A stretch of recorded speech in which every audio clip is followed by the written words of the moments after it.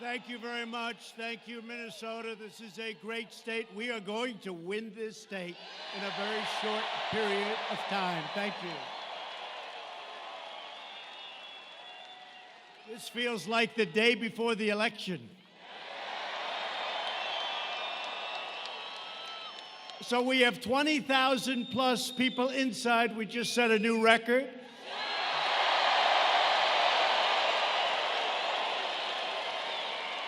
And we have 25,000 people that we still love outside.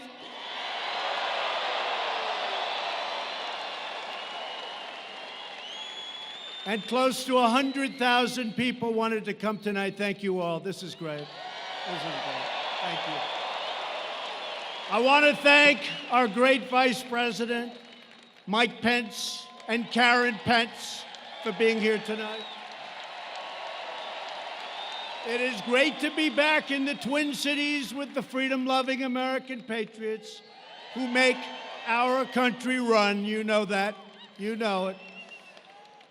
For the next 13 months, think of that. It seems like yesterday.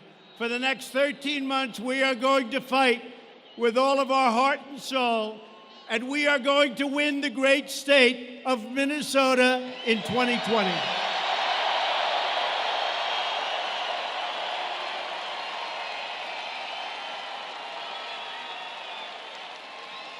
America now has the #1 economy anywhere in the world, and it's not even close.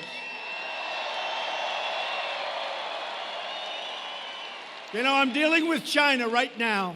They're in Washington. We're going to see if we make a deal. But they want to make it. We're going to determine whether or not we want to make it. But they've been very nice. And today I got a call from one of the top representatives. He said, "Congratulations, Mr. President, on having a truly great, great economy." That's pretty nice.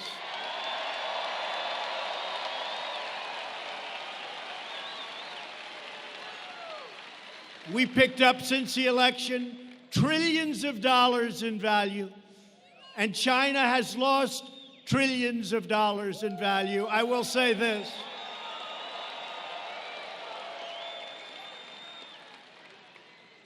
If our opponent had won that election, you know what would have happened? Right now, China would become it would be the #1 economy anywhere in the world, and right now I can tell you they're not even close.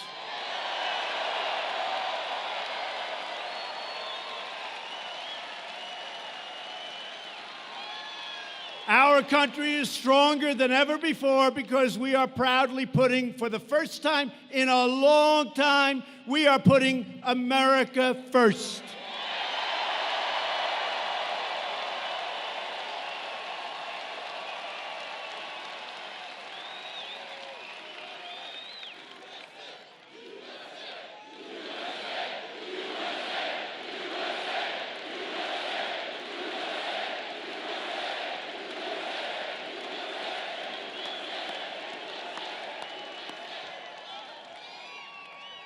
And I have to say, there are a lot of very beautiful red T-shirts in the audience.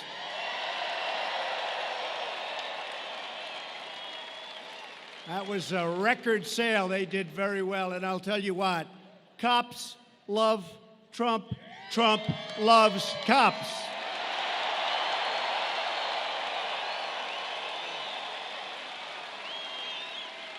Our bold pursuit of this pro-American agenda has enraged, and you know what's happened?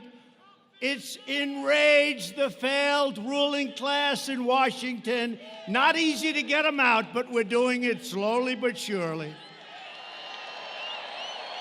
These corrupt politicians and the radical leftists got rich bleeding America dry, and they knew that my election would finally end their pillaging and looting of our country. And that's what they were doing. And that's what they continue to try and do. That is why from day one, the wretched Washington swamp has been trying to nullify the results of a truly great and democratic election, the election of 2016. They're trying. They're not getting very far. They want to erase your vote like it never existed. They want to erase your voice, and they want to erase your future. But they will fail because in America, the people rule again.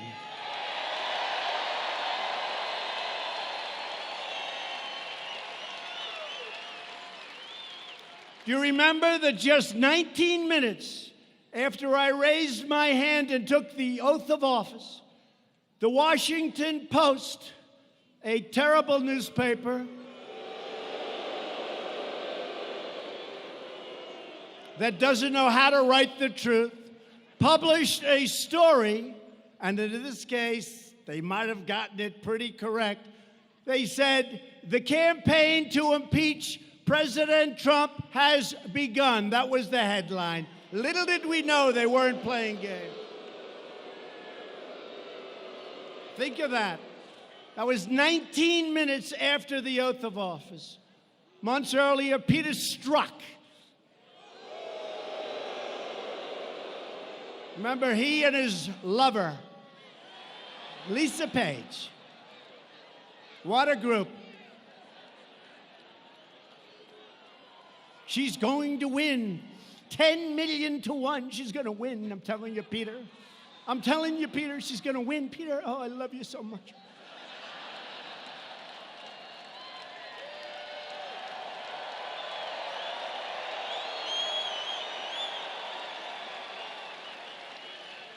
I love you, Peter. I love you too, Lisa. Lisa, I love you. Lisa. Lisa.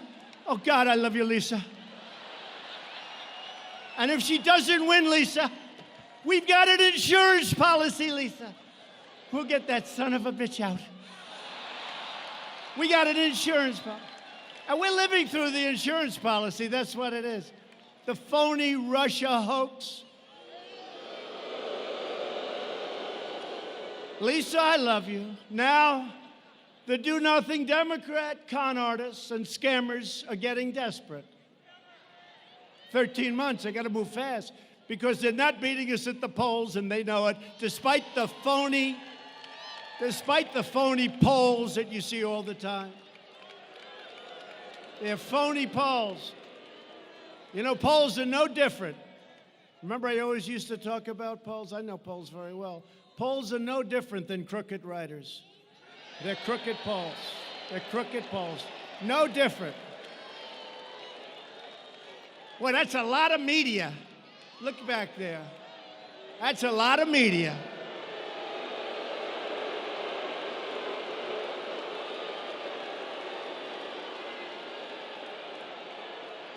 They are so dishonest, and frankly, they are so bad for our country.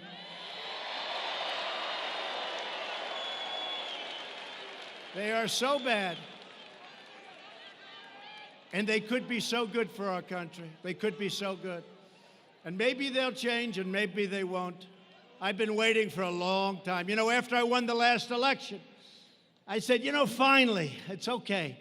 Finally, I'll get some great press. They got worse. They got worse. I said, finally, I said to the First Lady, darling, we're going to finally get respect. We're going to finally get media and press coverage that's going to be great. Look at what we've done. And I'm telling you, they did. They got worse. And they know they cannot win. You understand. Well, if you didn't understand, honestly, there's no way anybody could win. Because you'd believe them. If you believe them, there's no way anybody could win, because it's like 94%. I can do the greatest things in history, and they'll make them bad to very bad. And if I do something neutral, it worked out okay, not great, not bad. It's like, give them the electric chair. That was terrible. Right? No, this is the worst. These people and the Democrats, they're partners. It's a partnership. How about on the newscast, like the word manufactured, it's manufactured, and every newscast, tonight in a manufactured deal along the border. The word's never been used before. All of a sudden, every newscast is using it. It's a talking point given to these fakers by the Democrats.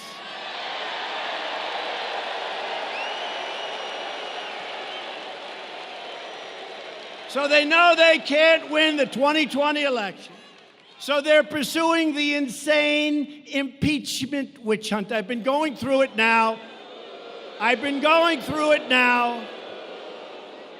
For more time than I've been in office because, you know, like Strzok with his insurance deal, this was before, remember this, this was before, that statement was made months before I took office. That statement was made months before the election took place. They said, just in case, we're going to have an insurance policy. That only means one thing, we're going to get them out. So they're telling us, we can't let that ever happen again to another president.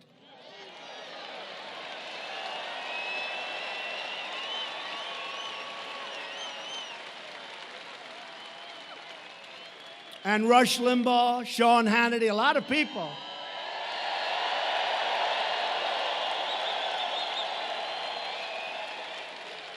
The great Mark Levin. We have a lot of great people. Lou Dobbs, great people. You know what they said? Every one of them, plus many others. There's no other man that we've ever met that could have taken it. It's true. Maybe I'm a little different up here, I don't know. But I enjoy it. To me, I'm energized because we're draining the swamp.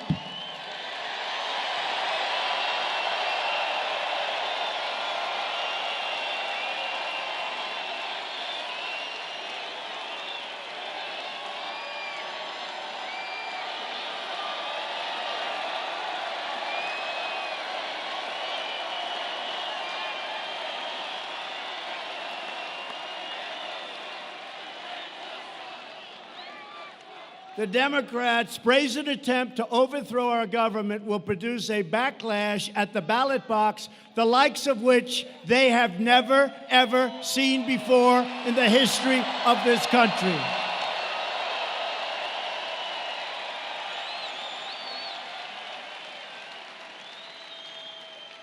These are bad people. My phone call, as an example, with the president of Ukraine was perfect.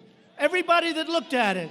And the only reason I released it was that the Democrats put out a phony narrative.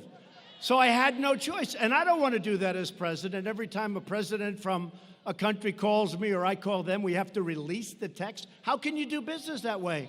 Who's going to want to speak to your president? So the president of Ukraine reiterated today at a major news conference on other subjects that he was under absolutely no pressure. He doesn't even know what they're talking about. And he used the word, there was no blackmail during this call. He used that term.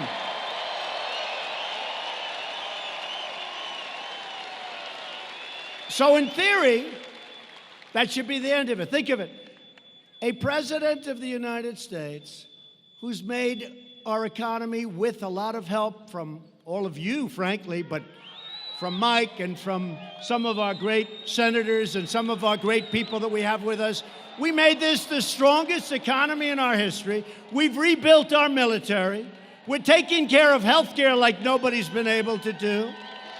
What we've done is incredible. And by the way, we're protecting your Second Amendment. If you don't have me, your Second Amendment is gone.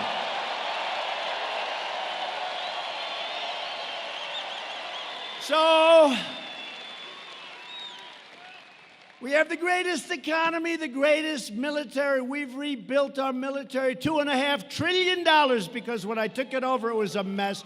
And what do they want to do? Let's impeach our president, right? I don't think so. I don't think so. I think we're going to have a turnout the likes of which we've never seen in the history of our country.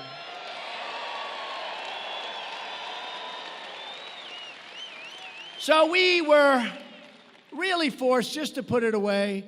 We were forced. I said, just do it. Got the approval from Ukraine. I have to ask. I said, hey, do you guys mind? They said, that's a strange request. They said, don't worry about it. Do you mind? And they said, please, go ahead. Nothing was said wrong on that call. So we released the transcript of the call, which was so good that that crooked Adam Schiff, this guy is crooked.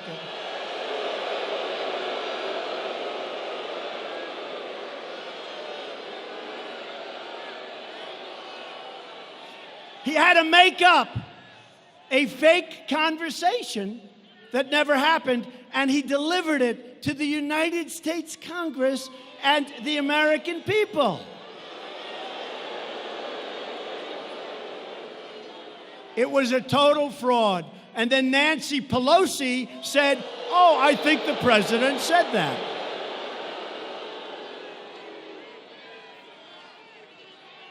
These people are sick, I'm telling you, they're sick. And you know what? Had they waited one day longer, they would have had the transcript of the actual call, word for word. It would have been perfect. Instead, they released it. They went early. They said all these horrible things. You know why? Because they never thought in a million years that I was going to release a transcript of the call.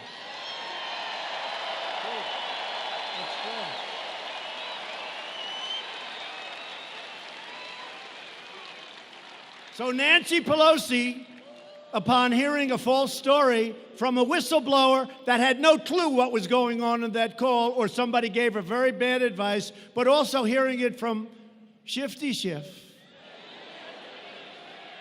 Nancy Pelosi said a day before seeing the transcript of the call with the Ukrainian president, we've got to impeach him. We've got to impeach him. Right? And then she saw the call and she said to her people, what the hell? Nobody ever told me this was the call. But she keeps going anyway because the press is fake and they play right into their hands.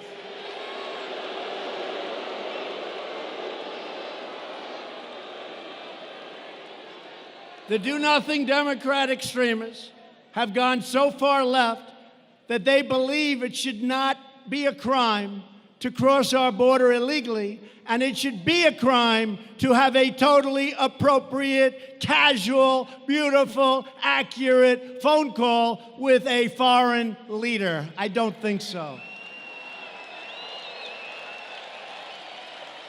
As our brilliant White House counsel wrote to the Democrats yesterday, he said their highly partisan and unconstitutional effort threatens grave and lasting damage to our democratic institutions, to our system of free elections, and to the American people. That's what it is, to the American people. It's so terrible. Democrats are on a crusade to destroy our democracy. That's what's happening. We will never let it happen. We will defeat them.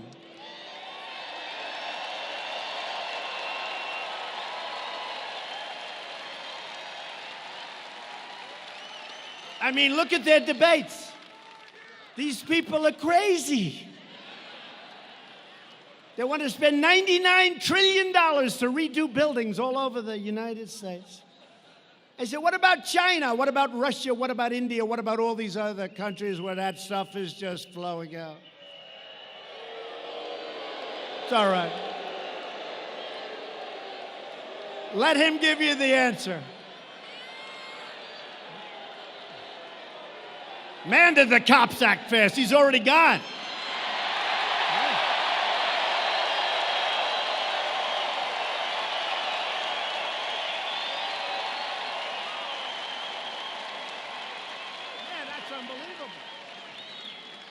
That's the fastest. You know, I love law enforcement. I love the cops. I love the police. I love it.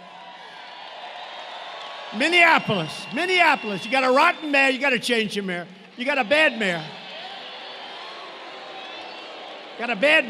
But you know what?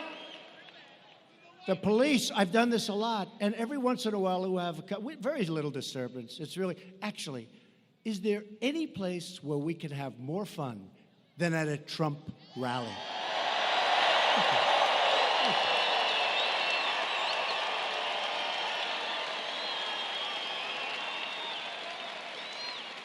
And we've set every record at every place virtually that we've gone.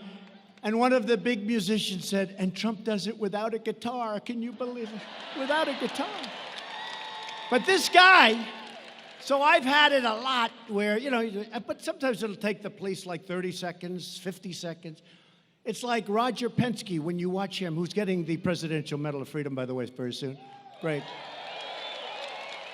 He won 18 Indy 500s, 18, Roger Penske. But it's like the way they change those tires.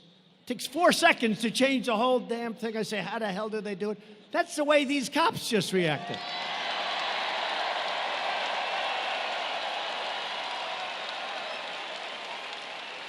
That was a record. I think it was a record. I've had good service, but I've never had anything like that. I look up, the guy is already gone.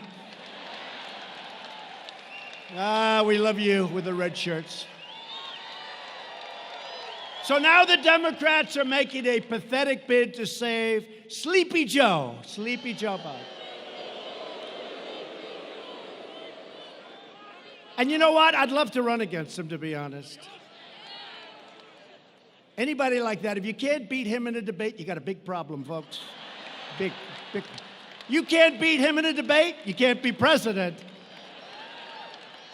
Because what are you going to do against President Xi and Kim Jong-un? You can't beat Sleepy Joe. And now we're going to meet with Kim Jong-un. I don't think so. But he's totally owned and totally controlled by the Washington swamp for many years. 2 months after President Obama put Joe in charge of Ukraine policy, they put Joe Biden in charge of Ukraine policy. Listen to this. And the press will not write it. They say, in totally unsubstantiated charges, every time they talk about him, President Trump has said that his son walked away with a fortune. Now, you know that's a totally unsubstantiated charge. Really? It's not unsubstantiated, it's fact. Joe's son, Hunter, got thrown out of the Navy, and then he became a genius on Wall Street in about 2 days. By the way, whatever happened to Hunter? Where the hell is he?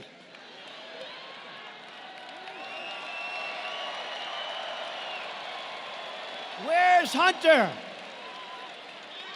Hey, fellas, I have an idea for a new T-shirt. I love the cops, but let's do another T-shirt. Where's Hunter? Where is he?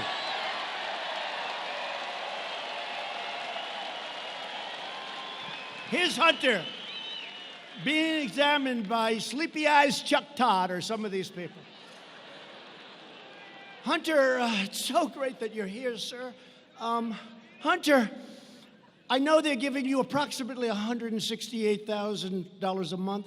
I hear they paid you a big check of $3 million. I just want to speak on behalf of NBC, who's absolutely one of the worst. I just want to tell you, Hunter,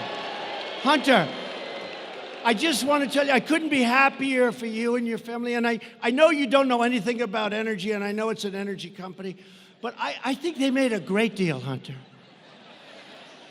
And then they fly to China. And I'm dealing with people right now, they're tough as hell, those Chinese negotiators.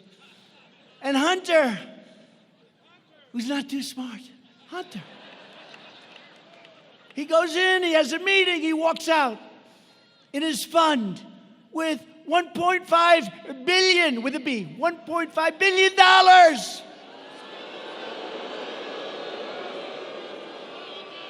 These aren't the same Chinese negotiators that I'm dealing with, I can tell you.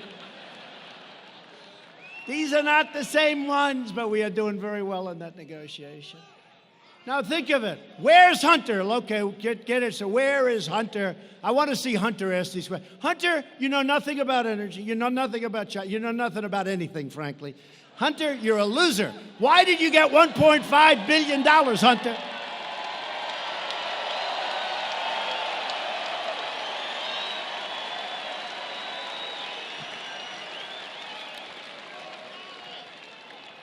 And your father was never considered smart. He was never considered a good senator. He was only a good vice president because he understood how to kiss Barack Obama's ass.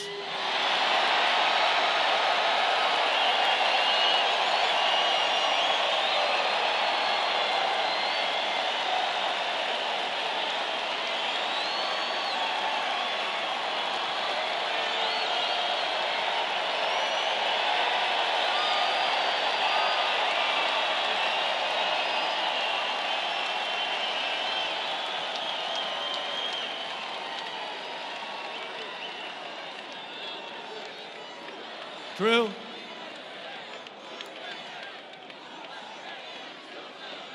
Thank you.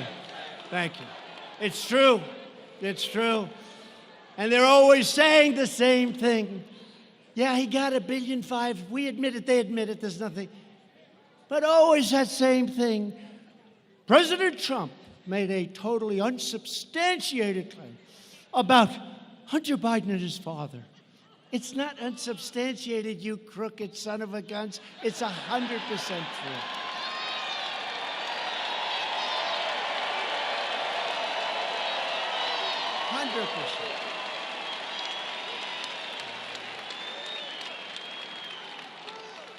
Even the smart guys on Wall Street, and I know all of them, they are smart. They've never seen anything like that one before. I've called them. Does that ever happen? Never happens. Guy walks in, no experience, no nothing. Walks out with $1.5 billion. Gee. Flies in on Air Force Two with his father, the vice president. Don't forget, that's when he was vice president. So China gives his son $1.5 billion. How would you like to have Joe Biden take over negotiations right now with China? I don't think so. I don't think so.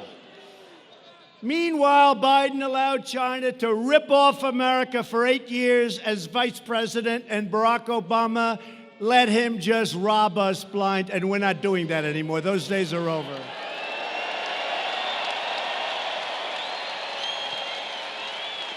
The Bidens got rich, and that is substantiated, while America got robbed. That's what happened. Sleepy Joe and his friends sold out America. They didn't have tough negotiations. I look at these trade deals, and I say, who the hell could have done this? If you had no business instinct, no business ability, if you had nothing, if you're dumb as hell, you wouldn't make these deals. They're so bad. I say, who made these deals? Who made these deals? But we're ripping them all up and redoing them, and they're going to be very good. Wait till you see what happens.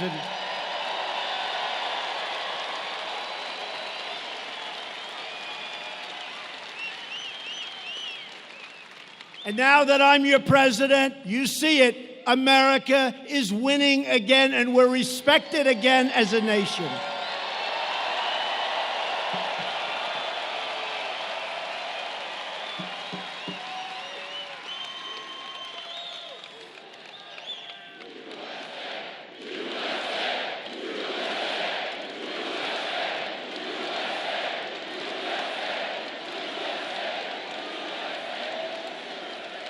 And in a brand new report, just came out as I'm walking on the stage. Hard to believe, actually. It turns out that Joe Biden was vice president. He worked with the so-called whistleblower.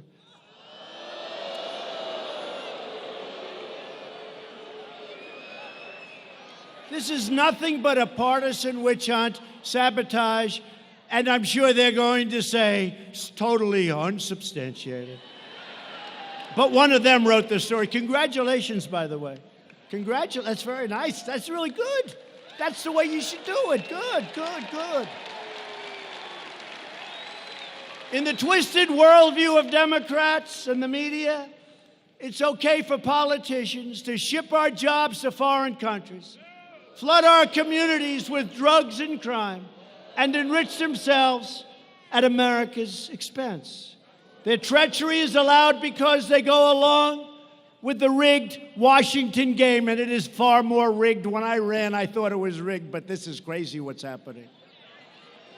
But if you refuse to bow or bend to the Washington swamp, which I could do very easily, I'd be much more popular. Folks, it would be so much easier. You know, very smart, I gotta tell you, isn't it much better when I go off script? Isn't that better?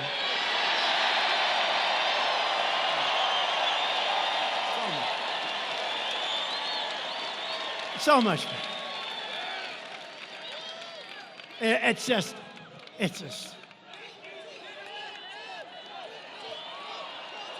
Hey, folks, the greatest buyer of advertisements in the history of the world Mike Lindell, My Pillow.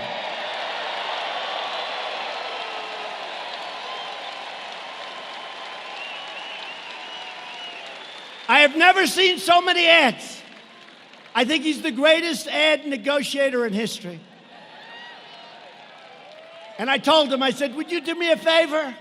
All the money we spend in these political campaigns, if I gave some of that money to Mike, I think it would have ads every single minute of every single show. I never saw so many ads. Anyway, but the lawless political establishment will try to frame you. They'll persecute you. They'll swear and just swear up and down that they're telling the truth. When Nancy Pelosi was on television the other day, I have to say, I was very proud of George Stephanopoulos. I was very proud. It's not often. She said, no, Shifty Schiff told the truth when he said that. Stephanopoulos said, no, wait a minute. No, it wasn't the truth. It was a false step. No, it was the truth. He said no, and then she really believes it. So she's either got one of two problems. She's either really stupid, okay, or she's really lost it, or maybe there's a certain dishonesty in there someplace. But they smear you. They spy on you. And they target your friends, your family, your staff, for harassment, for abuse, for destruction. I came down to Washington with incredible people. We won a great political campaign. They were bright-eyed and bushy-tailed. We know that, sir. Nice phrase. They came down. They were happy. They wanted to turn the country around. They wanted to do great things. All of a sudden, they get summoned and they get subpoenaed by Robert Mueller. How good was he as a witness? Not too good. And by people that were, I call them the 13 angry Democrats that turned into 18 angry Democrats. It was disgraceful. So people that were going down, sir, what is this? I look, oh, wow, that's a subpoena. What the hell is this? They took people, I really mean this, they took people that were full of life and energy and vigor. We had just won the greatest campaign in the history of American politics. It's true. It's true. And they destroyed their lives. They destroyed their lives. They went home. I could name many people, one in particular, who came down, an incredible young woman. She was going to help people. She wanted to help people. She had causes that were so good, she wanted to help people. And she ended up going home dark. Her life became hell. They ruined people. They destroyed people. Good people. People that ended up paying far more money in legal fees than they made. They destroyed great people. They're vicious, horrible, and the media was behind every single step.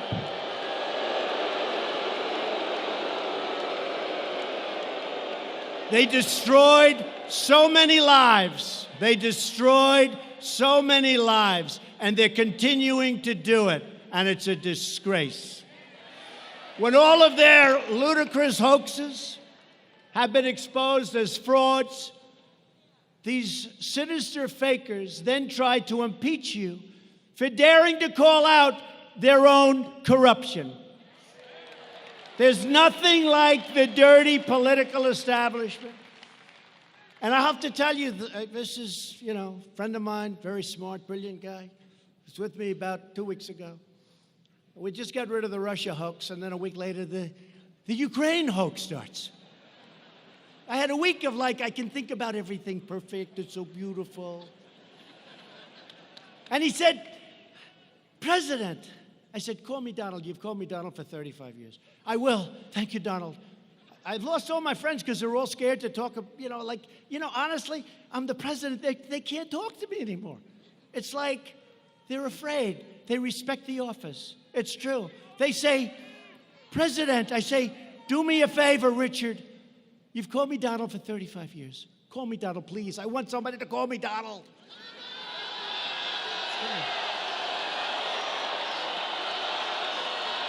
Sure.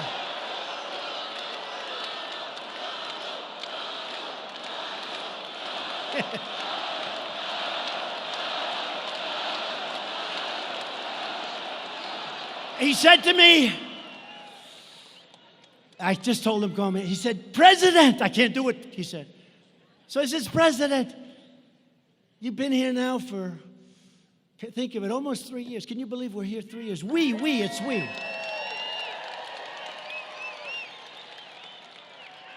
And we have to promise them no more than 16 years, okay? No more. 16 more years. I'm only kidding. Now they'll go back, see, he wants to run for more. But he said, President, could I ask you a question? It's so important to me. He's a great businessman, very successful. He said, you deal with all of these nations, these great, powerful. Who is the worst to deal with? Is it China? Is it North Korea? Is it India? Is it Russia? Please tell me, Mr. President, who is the toughest nation to deal with? I said, you're not going to believe this. It's the USA is the toughest nation to deal with. The USA. It's true. Because we're dealing with some very sick and deranged people.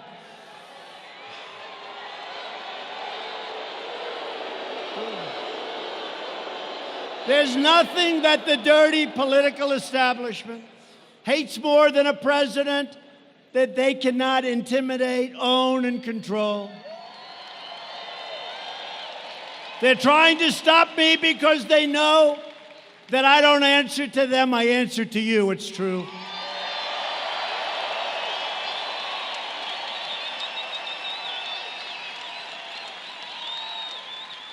You know, I never say this. I don't think I've ever said it in a speech, but maybe they'll find out if I did.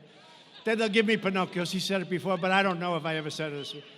But you know, I make, as president, about $450,000, right? I give it away. No, wait. I don't care. I never hear anything. Can you imagine if I didn't? I give it away to, you can only give it. You can't keep it. You can't actually make a gift. You can give it to your different agencies. So I can give it to health, I can give it to transportation, I can give it to military, but I give it away all the time. Now, and if I ever did, but it's $450. If somebody stays from, let's say, a Middle East country in one of my hotels, and we charge him $392.53 for staying, and I never heard of the guy, and I don't want to hear about him. They say Trump is getting rich off our nation. I lose billions being president. I don't care. It's nice to be rich, I guess. But I lose billions. If somebody rents a room someplace and they pay me 2 months in rent or hotel fees, I never heard of the people. I never know who they are. They say emoluments. Nobody ever heard of the word emolument before. Emoluments. It's the craziest thing I've ever seen.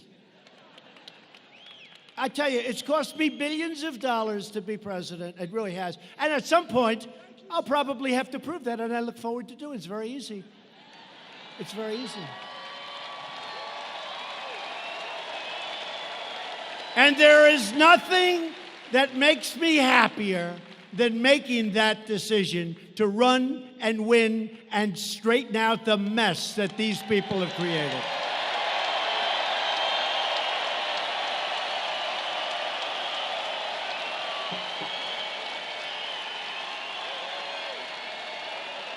So in a desperate attempt to attack our movement, Nancy and Chuck, two beauties, have given control of the Democrat Party entirely over to the radical left, including Minnesota's own Representative Ilhan Omar.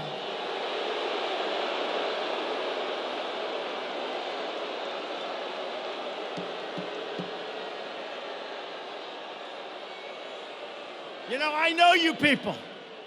I know you people. I know the people of Minnesota. And I want to tell you, And I also, at the same time, it's both a question and a statement. How the hell did that ever happen? How did it happen? How did it happen? Congresswoman Omar is an America-hating socialist. She minimized the September 11th attack on our homeland, where far more than 3,000 people died, saying some people did something. Big deal. Some people did something. She pleaded for compassion for ISIS recruits right here in Minnesota. Omar laughed that Americans speak of Al-Qaeda. You remember that tape? Speak of Al-Qaeda. But when we say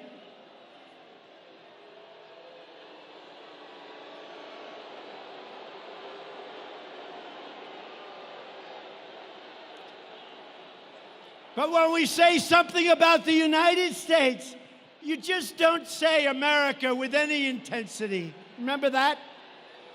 Representative Omar has a history of launching virulent anti-Semitic screeds, whether you like it or not.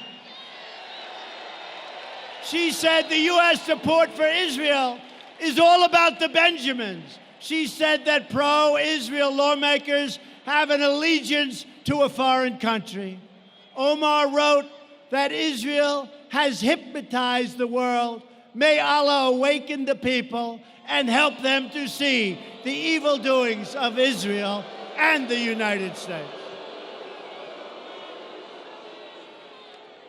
How do you have such a person representing you in Minnesota? I'm very angry at you people right now.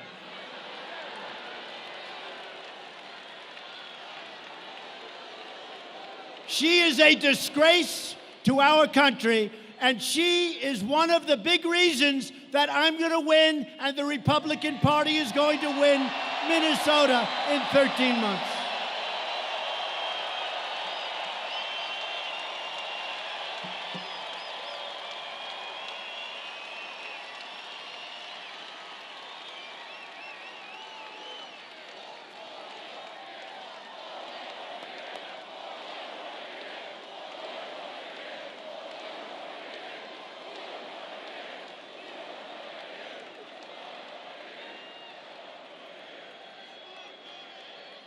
Thank you very much.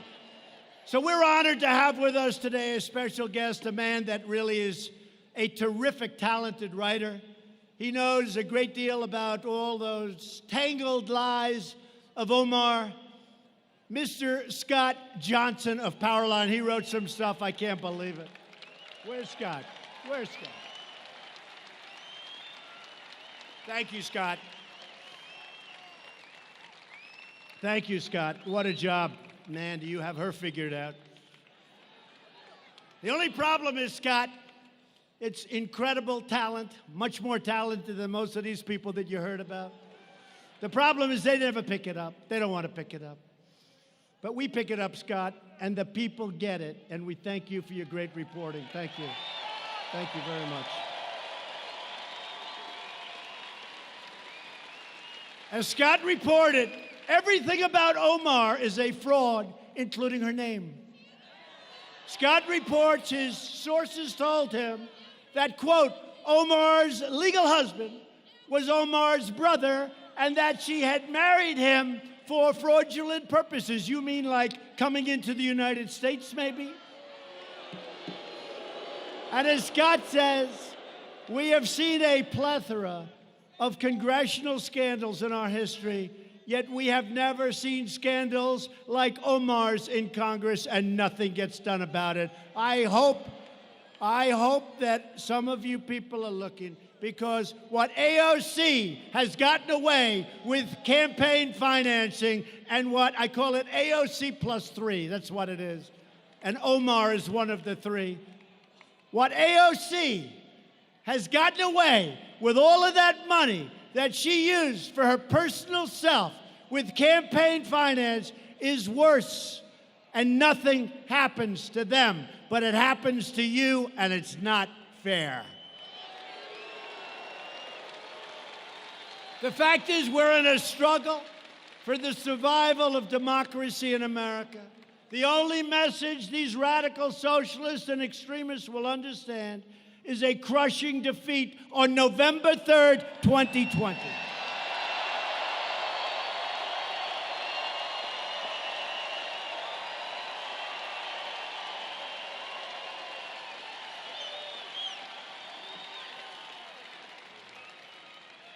With your help, we will win back the House. We will keep the Senate. And we will win the White House. And we're thrilled to be joined tonight by some incredible people that have helped me so much. One of your tremendous, talented, tough Congressman, Tom Emmer. Tom.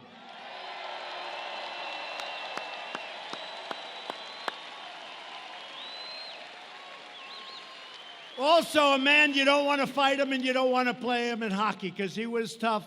He just won, not that recently, but pretty recently, and I was out here campaigning for him and working hard, and it turned out to be an easy race because everyone loves him and respects him. Congressman Pete Stauber.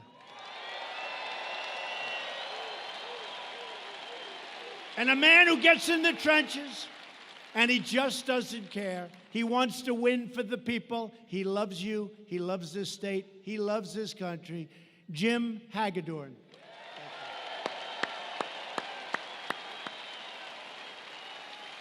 And a great friend of mine with his incredible family. He's a friend. He's smart. I guess you'd say he's brilliant. His education is incredible. His military career has been incredible. Then he ran for office, and now he's a United States Senator from the great state of Arkansas, Senator Tom Cotton.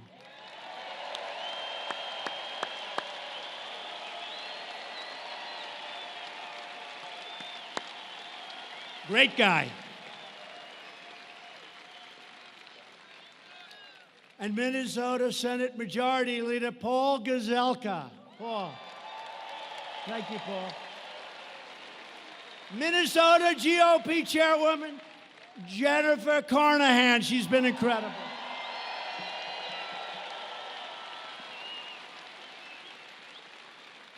I said, Jennifer, are we going to win in 13 months? She said, honestly, sir, I've never seen anything like this. It's going to be easy. Don't ever say. Just assume we're like 2 points behind, okay? 2 points behind. You never, ever, please, you always just assume you're a little behind. But we're going to win this state by so much that people are going to be shocked. And plenty of other states, too. You know, we had a rally 3 weeks ago in New Mexico. And New Mexico is a hard state for Republicans, hasn't been one in a long time, also. And we had receptivity that was unbelievable. The audience was 40% Hispanic, where we're doing great.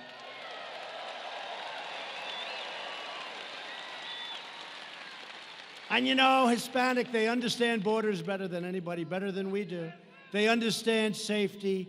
They understand their job.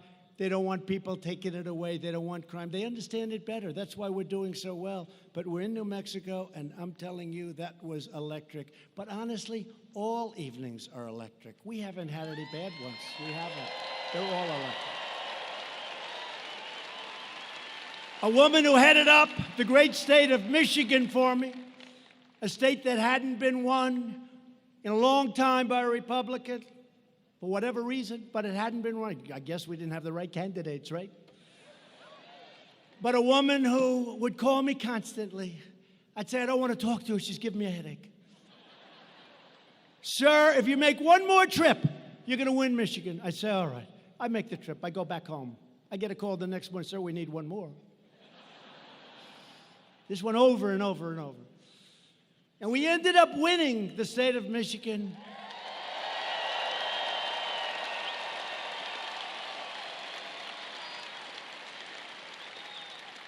And I said, who the hell was that woman that kept bugging me to go back to Michigan and speak just one more time every week? One more time, sir. And her name is Ronna McDaniel. She's fantastic, and she's the head of the RNC.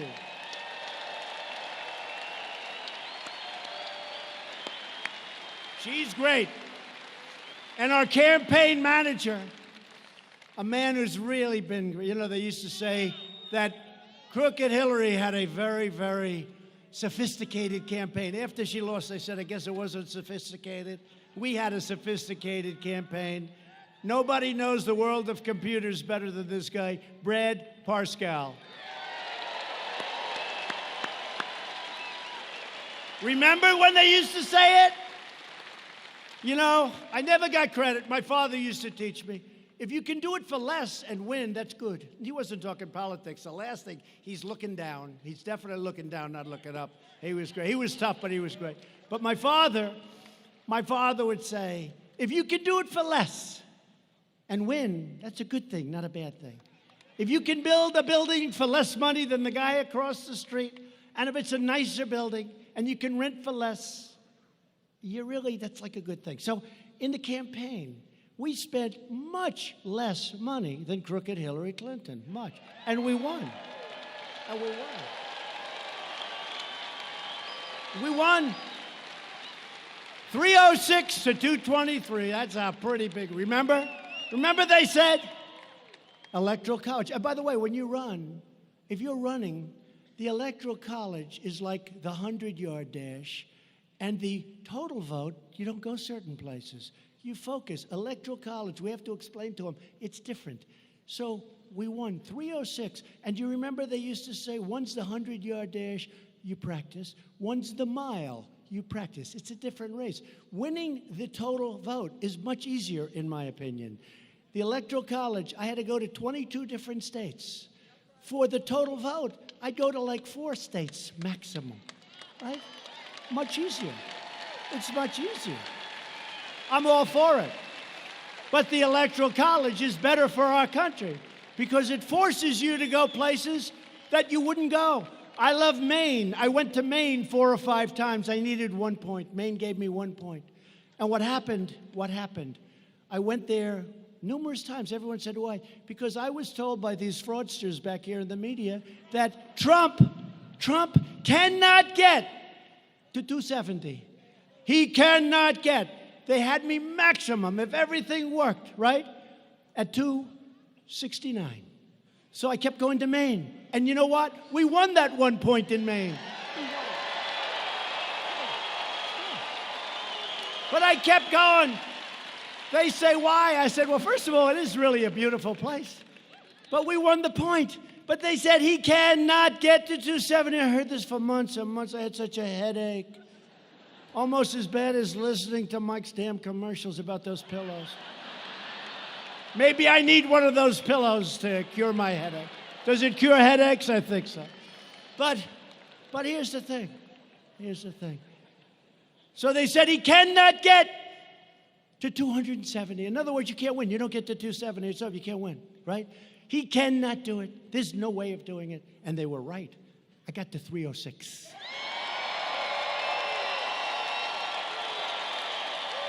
They were right. But I didn't get to 306. You got to 306. We won incredible states. We won incredible states. We won Wisconsin. We won Michigan. We won Pennsylvania. We won North Carolina. We won South Carolina. We won Florida. What a run. Do you remember the evening that we won?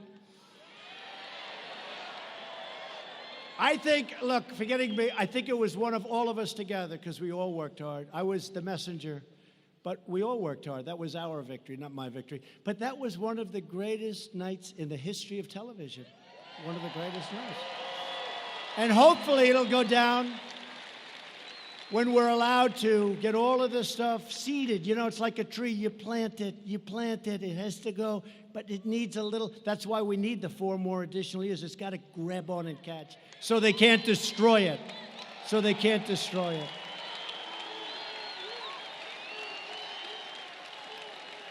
But I think it'll go down, and I hope it's going to go down as one of the greatest evenings in the history of this country, because it's never happened anything like that before. And these guys don't even question it. They just sit back and say, I guess he's right about that.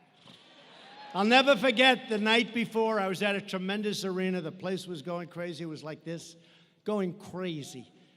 And two reporters that hate my guts, they looked at themselves. They looked at each other. Famous shot. They're looking like this, and they're saying, what the hell is going on? They knew. They knew. And I didn't need Beyonce and Jay-Z.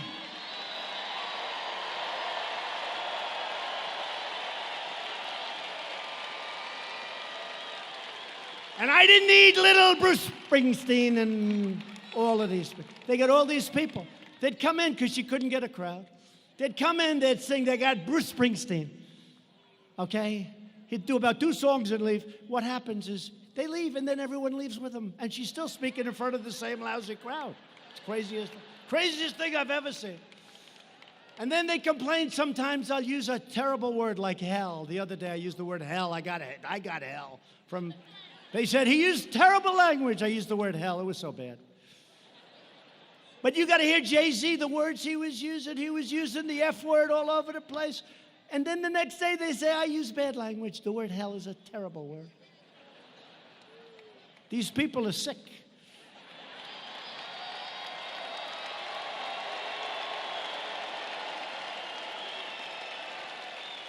But that was an amazing evening. I'll never forget that evening. It's, look, outside of your family and your children and things. I love you too, darling.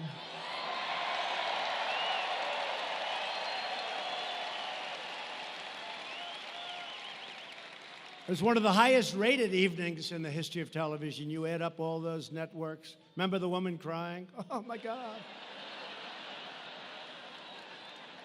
No, they weren't biased at all. Now, another very special man who's with us today, but he'll never be a man to me. He'll always be my boy. You know what I mean, right? He's my boy. He's my little 6'6" boy, Eric Trump.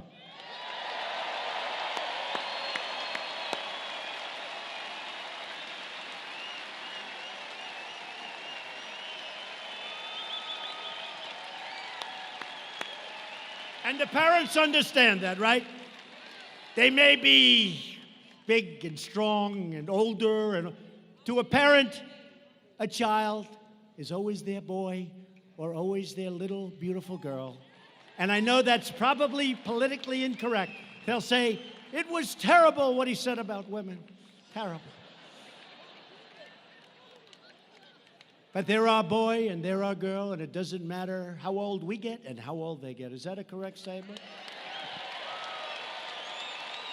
And I'm also proud to endorse your next Republican senator from Minnesota, a man that I've known, a man that is tough and smart, a man that's running against somebody that's never done a damn thing in the Senate, Mr. Jason Lewis.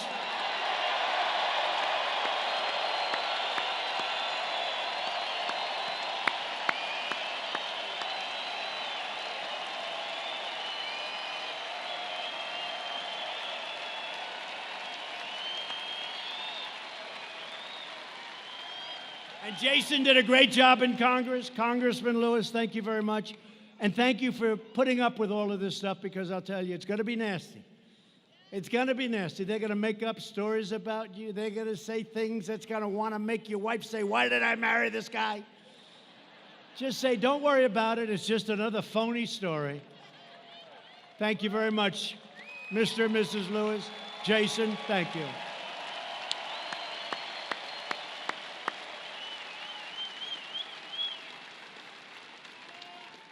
And Jason, they can't say that about Tom Cotton. He's too perfect, this guy.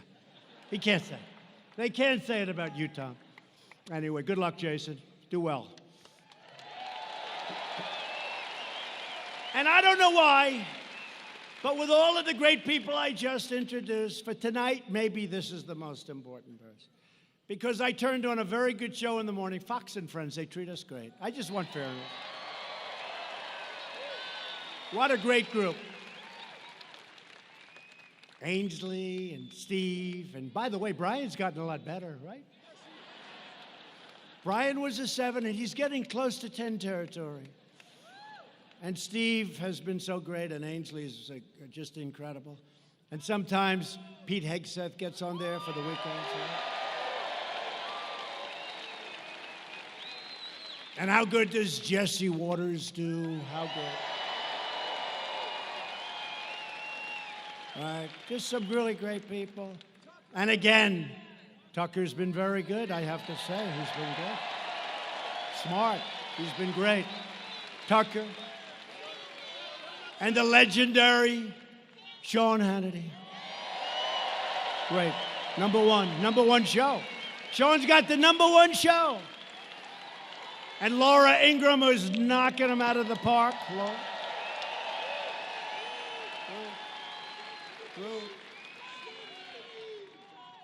And you go over Maria Bartiromo. And the great Lou Dobbs. How good are they? Lou Dobbs. And many more. And many more. How about Greg? Greg used to hate me. Now he's good. Oh, we can't forget Judge Jeanine.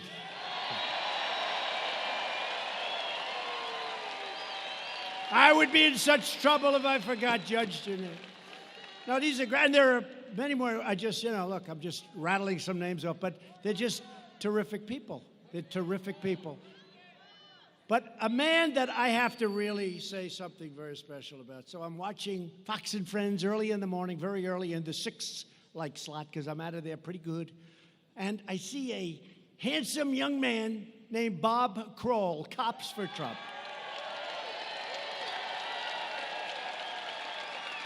And he's talking about this lousy mayor they've got. Now, he didn't quite say that, but I say it.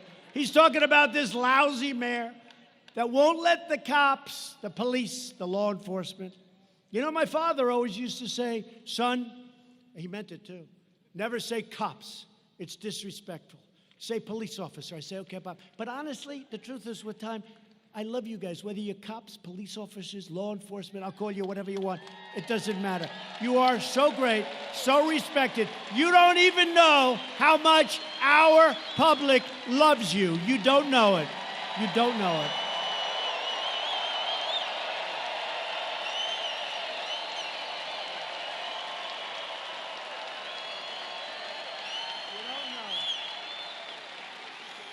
But I see this guy, and I don't know if he's done a lot of television before, but he was very effective and very good.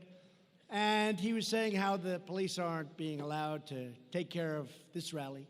And yet with President Obama and Bush and all these people, they were, fine. Everybody comes, they fall asleep at a rally. But they weren't allowed to do the job for us, and they went wild. So what I want to do,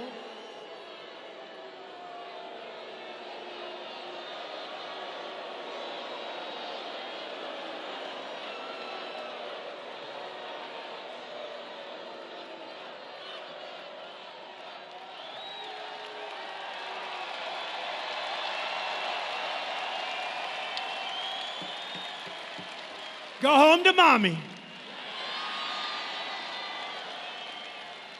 Mommy says, I saw you on television tonight. I love Trump. Don't you ever do that again. Yes, Mom. Yes, Mom.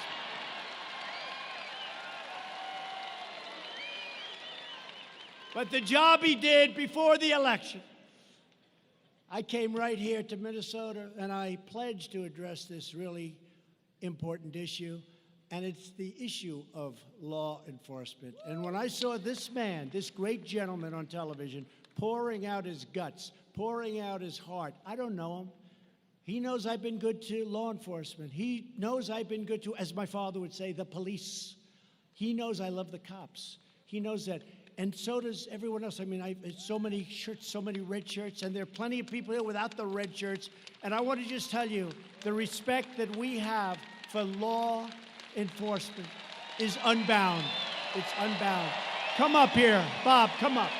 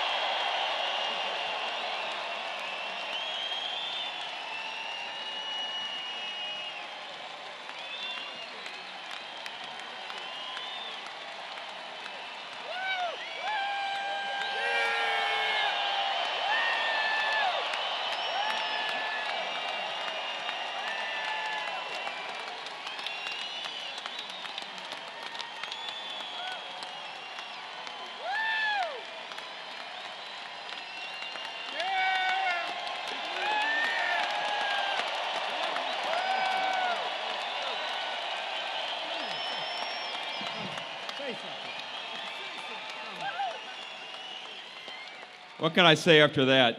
Tune in, Fox, 10:15 tonight. Shannon Bream, they asked us on.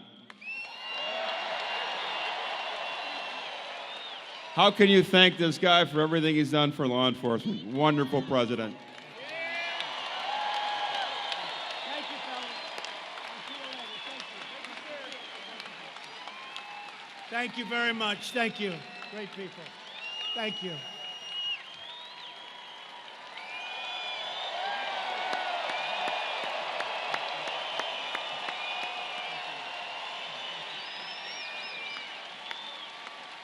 What a group.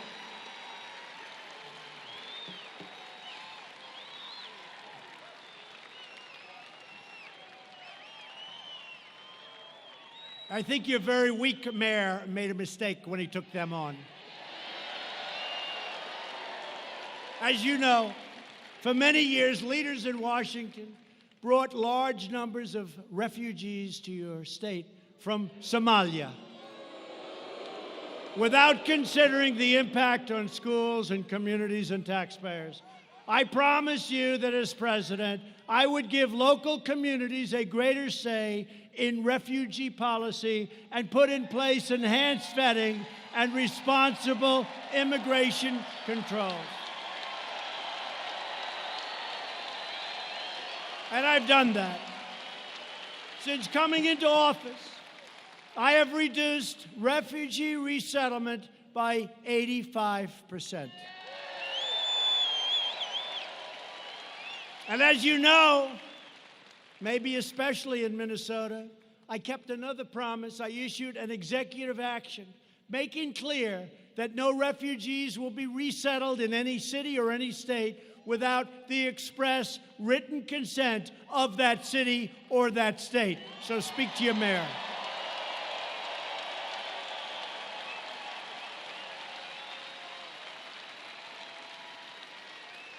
You should be able to decide what is best for your own cities and for your own neighborhoods, and that's what you have the right to do right now. And believe me, no other president would be doing that. If Democrats were ever to seize power, they would open the floodgates to unvetted, uncontrolled migration at levels you have never seen before. You think you have it bad now? You would never have seen anything like what they want to do. But in the Trump administration, we will always protect American families first, and that has not been done in Minnesota.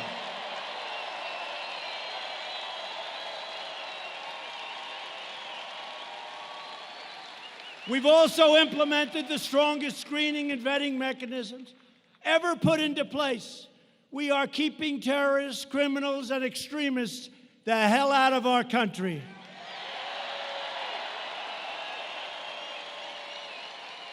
And I want to thank the country of Mexico. The president of Mexico has been incredible. We have now 27,000 Mexican soldiers. They're great and they're tough, and they are now protecting our border, and those numbers have gone down like this.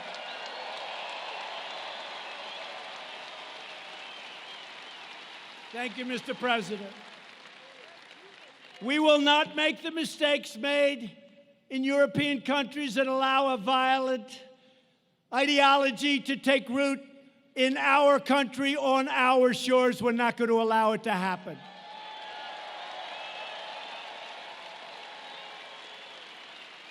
And as you all know, to protect our citizens from those who would do harm to us, I instituted a very controversial, very hard to get travel ban on some of the world's most dangerous countries.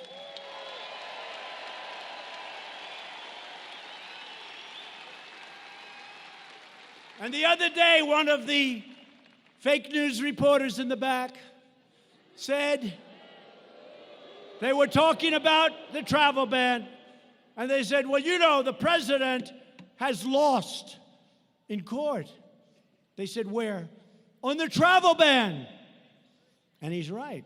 I lost, and then I lost at the appellate division, and then I won at the United States Supreme Court. Right? And he knew that, but he said, I lost and he was right. I lost. And then I lost again, but then I won. And we have the travel ban. But instead of saying he lost, and then he lost at the appellate, and then he won at the United States Supreme Court, he said he lost on the travel ban. These are very dishonest people. Do you understand that? Very dishonest people. In the Republican Party, we believe that those who seek to join our society must embrace our values, honor our history, and love our people. Democrats also support deadly sanctuary cities, which release dangerous criminal aliens into the heart of your communities, and we're not letting it happen anymore. Republicans believe American cities should be sanctuaries for Americans, not for criminal aliens. My administration is taking historic action to secure the border. We have reduced illegal border crossings by over 60% since May, and we are building the wall faster than anyone ever anticipated it could be built.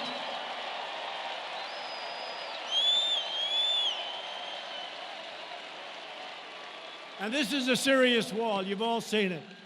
It's going up rapidly. And you think that was easy? I had every Democrat in Congress fighting me.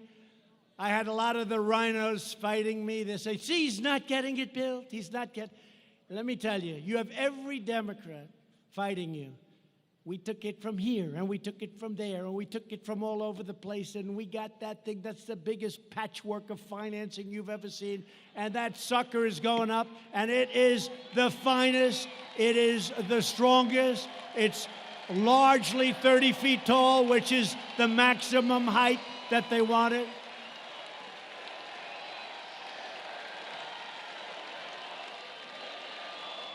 I went to the Border Patrol, and I sat down with 15 representatives of the Border Patrol. And I said, what do you want? What's your ideal? I actually said, I want to give you the Rolls Royce. And they killed me for that. They said, it's not an American-made product. They happen to be right. No, they're right about that one. They're actually right there, Tom. But I said, I want to give you the Rolls Royce of walls. Tell me. And they told me everything. And then we built some alternative walls. We built all different types. We built about 7 of them. And then we had climbers come in. The one that worked the best was the one we're building. It also, unfortunately, the bad news, it's also the most expensive, but we got it for the right price. We got it for the right price.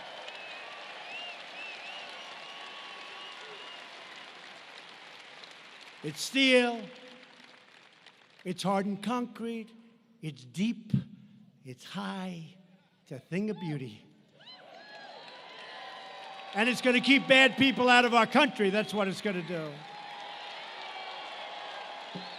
And the Democrats knew this. Most of the Democrats 4 years ago, they wanted a wall. Now all of a sudden, they don't want a wall. You know why they don't want a wall? Because I want it. It's the only reason. And I just thought of it, like a year ago. I said, man, this could have been so much easier. All I had to do is say, we don't want a wall, and they would have given me all the financing I wanted for the wall. What was I thinking? We're not going to build a wall, and they would have forced me to build it. I would have. Under this administration, we are also ending the endless wars. We have to do it, folks. We have to do it.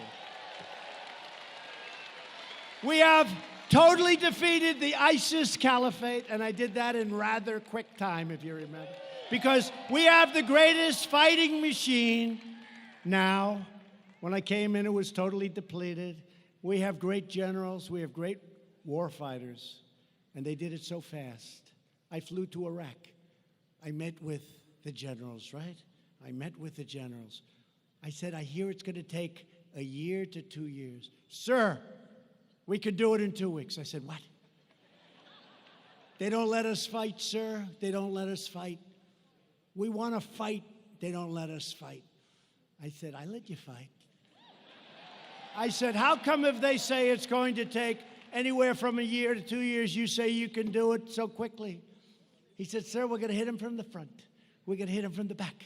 We're going to hit him from the sides, from underground, from overground. We're going to hit the hell out of him. And they did. And we won very quickly.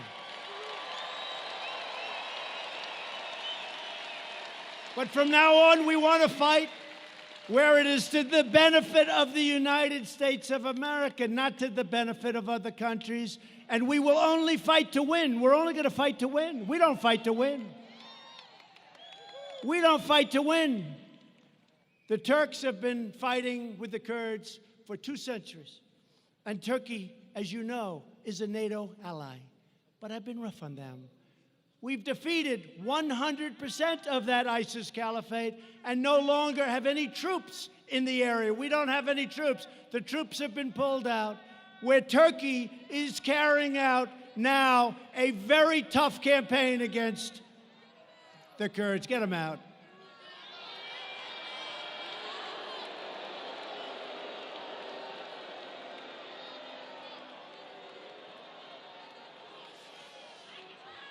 So Turkey is right now waging a very tough campaign against the Kurds. We got along with the Kurds, and we help the Kurds. And don't forget, they're also fighting for their land. You know that. But they're fighting. So we have 3 choices. You ready? Here are the 3 choices. We don't have any soldiers there because we've left. We won. We left. Take a victory, United States. We left. Take a victory. Take a victory. Bring our troops back home. I told the story yesterday. I have to sign letters. It's the hardest thing I have to do. I sign letters. Dear Mr. and Mrs. Smith from Arkansas. Dear Mr. and Mrs. Jones from Alabama. Dear Mr. and Mrs. somebody from some great state. I'm sorry to inform you, your son has been killed in combat. I'm so sorry. And every letter is individually done because sometimes the parents, they're grieving and they get together with other parents and I don't want to see that it's like the same letter. So we do different letters. It's the hardest thing I have to do. Hardest thing. It's the hardest thing I have. I was telling Tom Cotton, it's the hardest thing that I have to do. And I signed those letters, and it breaks your heart. And by the way, there's a time to fight. Nobody fights harder than I do, but there's a time and there's not necessarily a time. But I send these letters out, quite a few, and sometimes I send letters out. It's called Blue on Green, where we're teaching people how to fight, and then they turn the gun on our soldiers and shoot them in the back.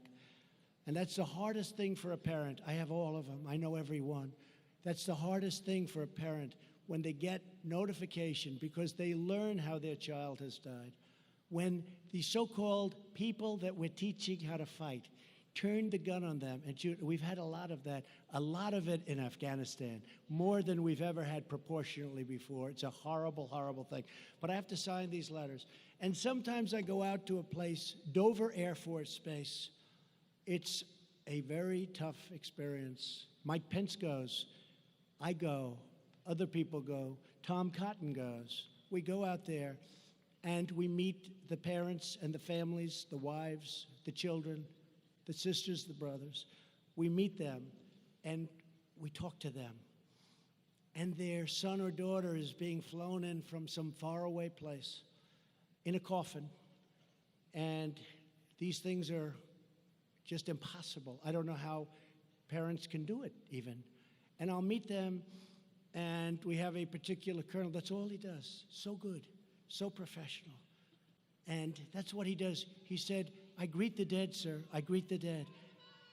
And what happens is this big, incredible machine flies in, this tremendous cargo plane. And it flies in, so powerful, so big. And I'll be talking to some of the parents, and they'll act like they're fine. I said, how are you doing? We're fine, sir. We're fine. We're really good. I said, that's great. And I'll tell the colonel, I'll say, Colonel, I think they're doing great. No, sir, they're not going to do great. You'll see. And I didn't know what he was talking about. This is the first time. And then we went outside to the runway, and this incredible machine is flying in, and it lands, and it comes over, and it pulls up, and we have military guards. We have incredible, talented musicians that do this. That's what they do. And what happens is that door opens up, and the colonel told me, he said, sir, when that door opens up, those same people that you think are okay do things that you'll never see. You will hear sounds like you've never heard. That's what he does. And I saw that door open up with a coffin, with a flag over it. The door is open, and these beautiful soldiers, 5 or 6 on each side, lifting the coffin and walking down the runway, the plank they call it, off this cargo plane. And I see parents make sounds that were just 20 minutes ago absolutely fine, make sounds, scream and cry like you've never seen before. The colonel was telling me that, sir, you'll see things that you've never seen before. A mother who was fine 20 minutes ago, you think, breaking the military line and jumping off and then jumping onto a coffin of her son or her daughter, jumping on top of the flowers, on top of the American flag. I've seen this. And then I have all these people that want to stay. They want to stay. And I don't want to stay. We were supposed to be in Syria for 30 days. We've now been there for 10 years. We were supposed to be in Afghanistan for a short period of time. We're now going to be there for close to 19 years. It's time to bring them home. It's time to bring them home.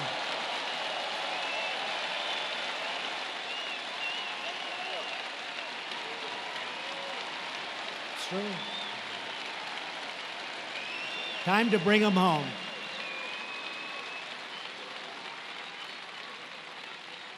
We've done our job. We've defeated everyone that we're supposed to defeat. And now we are policing. We are now policing. That's what we're doing. We're policing. And that, as I said, no more respect for the police, but these are military people, and those are police. But we are now policing. We're not fighting, we're policing. And you know what? After all of these years, and one other story, and I have to tell you, I go to Walter Reed on Friday, and I do it quite often. I gave out 5 Purple Hearts, and I meet people that are so beautiful, so amazing. I met 5 warriors, and one was so badly hurt with a loss of arms and a leg.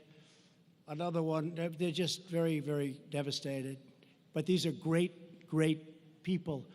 And I gave out the Purple Heart, and I see the parents, and I have to say, Walter Reed, I want to just say the doctors there, the job they do. You know, you hear so many complaints about the doctors and about the vets and the vets' care, and nobody's done better. We got choice for the vets. We did things for the vets that nobody thought would be possible.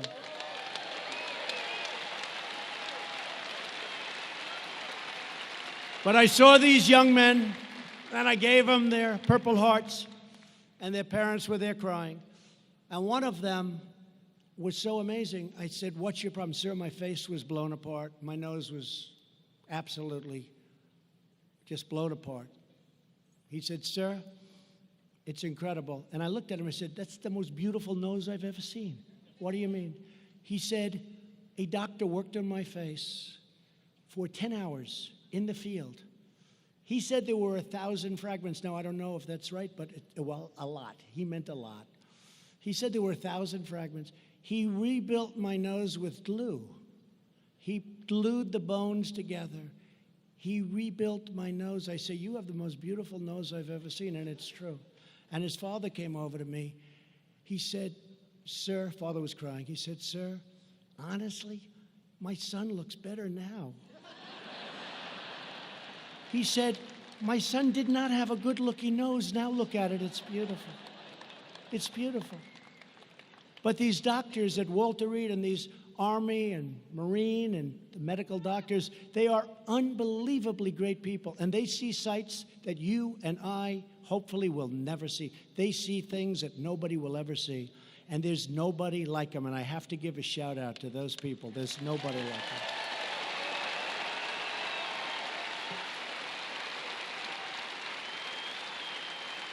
So in the case of Turkey and Syria and the Kurds, we could send in 1,000 troops for a military conflict with Turkey. No, you don't want to do that.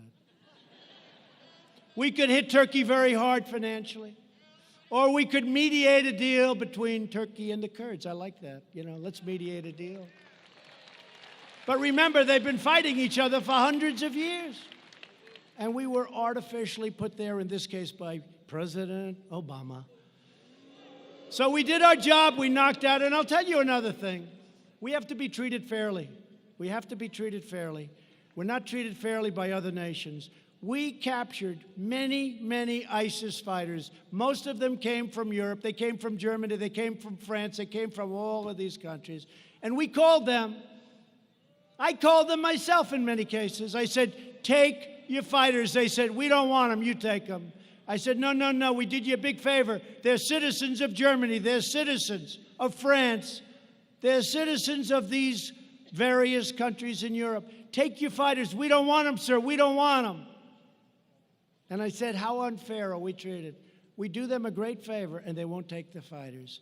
So we're doing some things that are pretty amazing. And every once in a while, you have to change course and do what you have to do. The United States has spent $8 trillion in the Middle East. We've lost thousands of brave soldiers and tens of thousands of terribly wounded people, great people. Their lives will never be the same. These wars produced only chaos and bloodshed. And all of the blood and treasure we sacrificed made the Middle East it's less safe, it's less stable, and it's less secure. And I say it all the time. The single greatest mistake our country made in its history was going into the quicksand of the Middle East. We spent $8 trillion and lost thousands of lives. And by the way, the other side, we can talk about that, lost millions of lives. What did we do? So we're going to pull them out, and we're pulling people out, and we're trying to make good deals, and we're going to bring our soldiers back home, and we may need them for something else, and they'll be ready. Previous administrations lust for regime change and also put historic Christian communities in vastly more danger than they were before we started. They are some of the biggest victims of these power vacuums and reckless foreign adventures. The Christians. And we work hard with the Christians. We have tremendous evangelical support. We work hard with the Christians. So we're slowly getting out of the Middle East. We're doing it carefully. And we're rebuilding our military like we have never rebuilt our military before. When I came into office, a very prominent general told me, because it looked like we could have a big conflict with someone, said, sir, we have no ammunition. We had old planes. We had planes that were so old they didn't fly. We had people going to the desert, the plane graveyards, airplane graveyards, picking up parts. I never want to hear a president of the United States hear those words again. I never want to have a president hear the words, sir, we have no ammunition. Think of that. Think of that. Now, thanks to more than $2.5 trillion worth of investment in our military, we have more ammunition, more missiles, more rockets, more tanks, more fighter jets, and more of everything else than we've ever had before. And we have no choice. You look around the world and we have no choice, unfortunately. and the Democrats want to dismantle our military. After years of building up other countries, we are finally building up our country. That's what we have to do.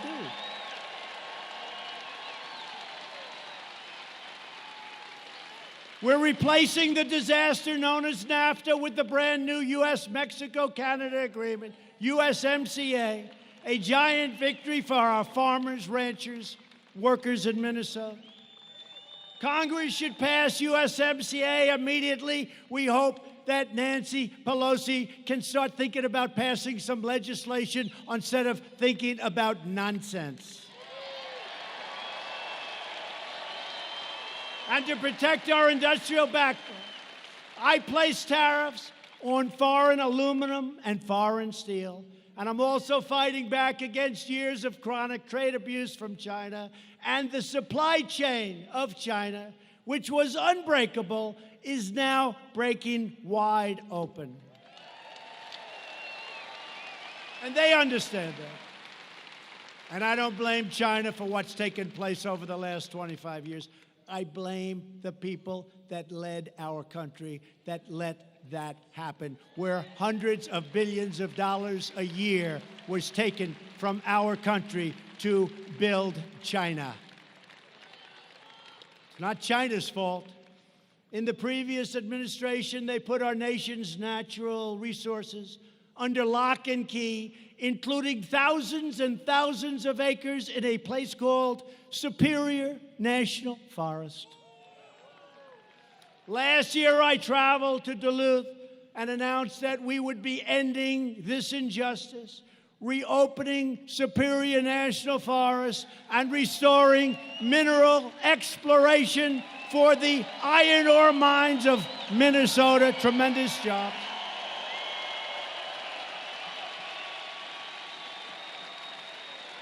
And now the Iron Range is back in business.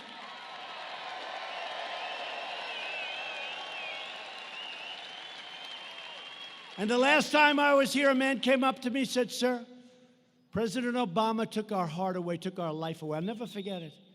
A man, strong guy, had tears in his eyes. He said, "You gave us back our life because they took it away from him. We gave it back." Best iron ore there is anywhere. My administration is also fighting the Democrats' socialist health care agenda that would obliterate Medicare. Republicans will protect Medicare, and we will always protect patients with pre-existing conditions. And for those of you that have private health care, health insurance, 180 million people, they are going to end it, obliterate it, and most people are thrilled with it. We are going to leave it. You're going to have your plan the way you want it, and there's no plan like those plans. Virtually every top Democrat also now supports late-term abortion, ripping babies straight from the mother's womb right up to the moment of birth. And that is why I've asked Congress to prohibit extreme late-term abortion, because Republicans believe that every child is a sacred gift from God.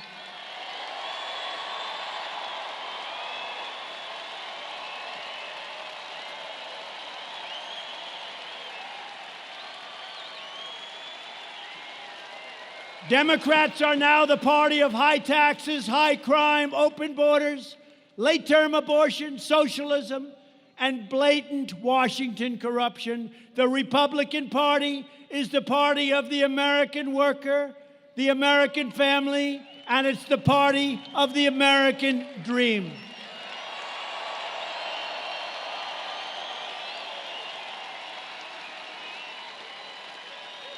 For years, you watched as your politicians apologized for America. You remember that? T, I'm sorry. I'm so sorry. Now you have a president who is standing up for America. We are standing up for Minneapolis, and we are standing up for the great state of Minnesota.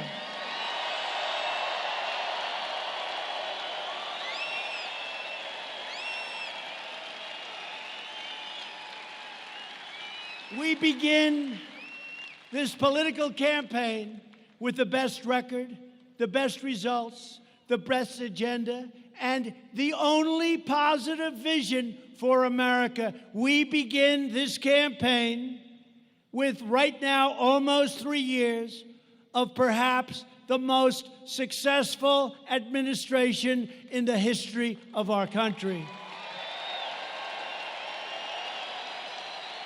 Together, we will help millions more citizens, from welfare to work, from dependence to independence, and from poverty to prosperity. With your help, we will re-elect and we will elect a Republican Congress to create a safe, modern, fair, and lawful system of immigration. We will enact trade deals that ensure more products are proudly stamped with that beautiful phrase, "Made in the USA." We will achieve new breakthroughs in science and medicine, finding new cures for childhood cancer, and ending the AIDS epidemic in America within 10 years. Nobody thought that could be done. Gonna be done. We will defend privacy, free speech, free assembly, religious liberty, and the right to keep and bear arms.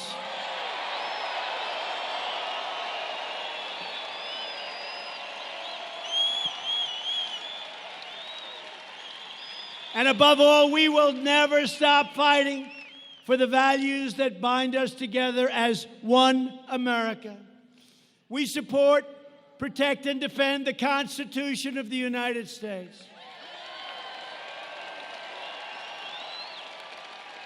We stand with the incredible heroes of law enforcement. We believe in the dignity of work and the sanctity of life. We believe that children should be taught to love our country, honor our history, and always respect our great American flag.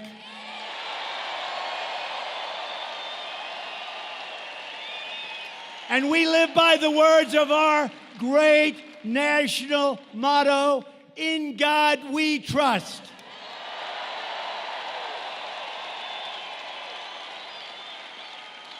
We stand on the shoulders of American patriots who built this country into the greatest nation ever to exist in history. Our ancestors crossed the oceans, settled the continent, tamed the wilderness, revolutionized industry, pioneered science, won 2 world wars, defeated fascism and communism, and put a man on the face of the moon. Proud citizens like the people of Minnesota helped build this country, and together we are taking back our country. We are returning power to you, the American people. With your help, your devotion, your drive, we are going to keep on working, we are going to keep on fighting, and we are going to keep on winning, winning, winning, winning.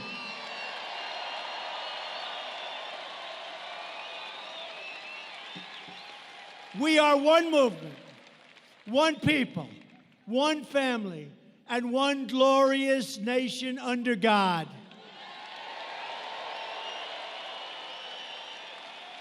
America is thriving like never before. And ladies and gentlemen of Minnesota, I will tell you this with great certainty, the best is yet to come.